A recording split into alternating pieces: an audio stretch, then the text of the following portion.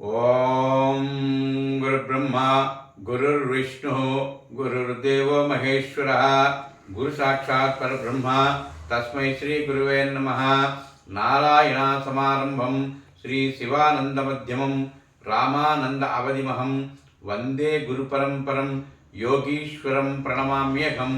శ్రీ రామానంద మహామతిం యోగాభ్యాసం సమారంభే మోక్ష సామ్రాజ్యదాయిని.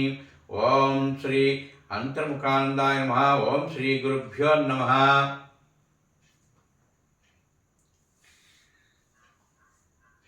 ఏమిటి నీ అభిప్రాయం? నువ్వు ఏం అడగాలనుకుంటున్నావు? ప్రాణం గురించా, ప్రాణస్పందన గురించా? యం ప్రాణ పవన స్పంద, యం ప్రాణ పవన స్పంద చిత్తస్పందస్య ఏవహి. ప్రాణపవన స్పంద చిత్తస్పందస్య ఏవహి అంటే చిత్తము స్పందనము ప్రాణస్పందనము జరుగుతున్నది.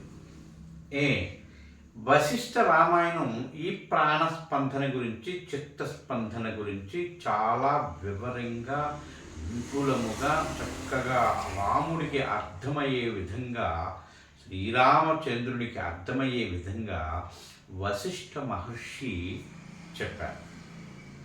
ఇది వశిష్ఠ రామాయణం అని దీన్ని చెప్పారు.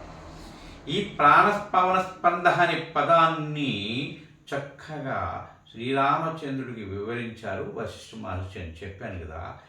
అదేవిధంగా శ్రీకృష్ణ భగవానుడు భగవద్గీతలో కూడా ఈ యొక్క ప్రాణస్పందన గురించి, ప్రాణాయామం గురించి, ప్రాణ విద్య గురించి చాలా వివరంగా విపులంగా భగవద్గీతలో మనకు చెప్పారు. భగవద్గీతలోనే కాకుండా ఉత్తర గీతలో ఇంకా గొప్ప అద్భుతంగా చెప్పారు సాధన గురించి. అలాగే కాకుండా ఉద్ధవ గీతలో ఇంకా స్పష్టంగా చెప్పారు విద్య గురించి. గర్భగీతలో అయితే ఇంటర్నల్ సబ్జెక్ట్ మొత్తం లోపల ఉండేటువంటి ప్రాణం యొక్క, అపానం యొక్క సమస్త ఈ యొక్క ఆ లోపల ఉండేటువంటి ఆ యొక్క బ్రహ్మనాడి గురించి, ఆ సుషుమ్నా నాడి, అదే సుషుమ్నా నాడి గురించి, ప్రాణాన్ని ఆ సుషుమ్నా నాడిలో ఎలా తీసుకువెళ్ళి లయింప చేయాలనే దాని గురించి గర్భగీతలో లోపల ఆ విషయం, బాడీలో ఉన్న విషయాలన్నీ చాలా సూక్ష్మంగా ఆ గర్భగీతలో చెప్పారు.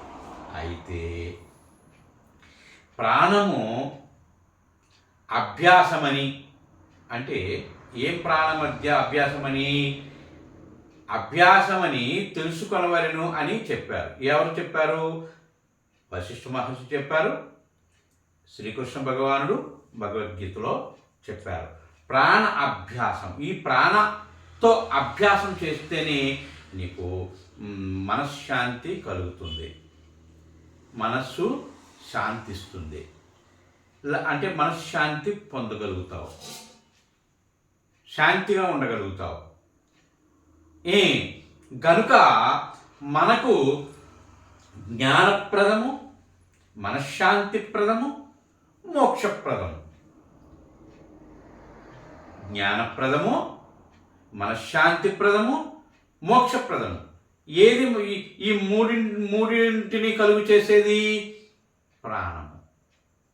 ఇప్పుడు ప్రాణము కదులుతుంటే, ప్రాణం ఉన్నంతసేపు శరీరం అటో ఇటో కాలో చెయ్యో మొత్తం ఏదో శరీరంలో ఏదో ఒక అవయవాన్ని మనం కదుపుతాం. అధోముఖంగా దేహంలో ప్రాణం సంచరించేటప్పుడు ఇది అంతర్ముఖం అయిపోయి ఈ 3 అవస్థలను దాటి 4వ అవస్థలో ప్రాణం వెళ్ళిపోయినప్పుడు అప్పుడు ఇంకా అస్వస్థమైనటువంటి స్థితి కలుగుతుంది అనమాట. స్వస్థత కోల్పోతాడు, అస్వస్థ స్థితి. ఆ అస్వస్థ స్థితి పొందడం కోసము చేసేది తపస్సు. స్వస్థత నుండి అస్వస్థ స్థితికి వెళ్ళాలి. అందుకే అస్వస్థం ప్రాహురవ్యయం, అస్వస్థం ప్రాహురవ్యయం. ఛందాంశేష్య పర్ణాని యస్తం వేద సవేదవేత్త అని భగవద్గీతలోనే చెప్పారు. అంటే ఇప్పుడు మనం స్వస్థతలో ఉన్నాం, స్వస్థత కలిగి ఉన్నాం. ఏమి స్వస్థత కలిగి ఉన్నాం? ప్రాణ స్వస్థత కలిగి ఉన్నాం.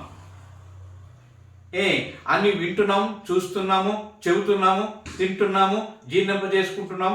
ఇదంతా ఇంటర్నల్గా బాడీ యొక్క ప్రక్రియ అన్నమాట. ఇది ఒక క్రియ. ఈ ప్రాణం అధోముఖంగా ఉన్నంతసేపు ఈ పనులన్నీ మనం చేస్తాం.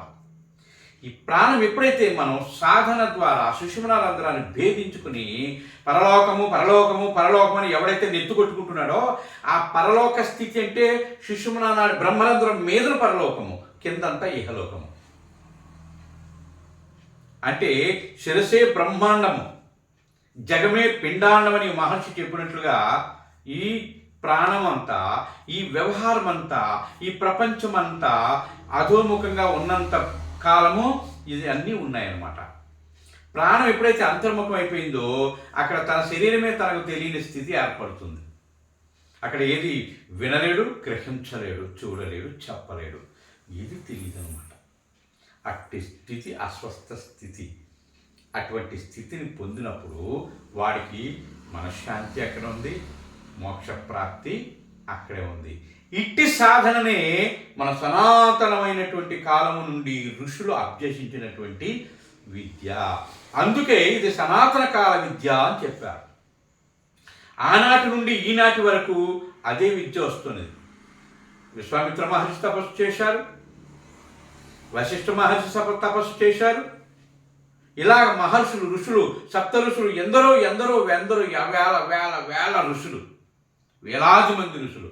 ఈ వేలాది మంది ఋషులందరూ అభ్యసించి సాధన చేసి తపస్సు చేసి ఆ యొక్క పొందినటువంటి విద్యను శాంతిప మహర్షి, శాంతిప మహర్షి దగ్గర నుంచి శ్రీకృష్ణ భగవానుడు పొంది ఈ విద్యను వారు తపస్సు చేసి అనుభవపూర్వకంగా బ్రహ్మ విద్యాయాం యోగశాస్త్రే, ఇది బ్రహ్మ విద్య, యోగశాస్త్రమైనటువంటి ఇది బ్రహ్మ విద్య.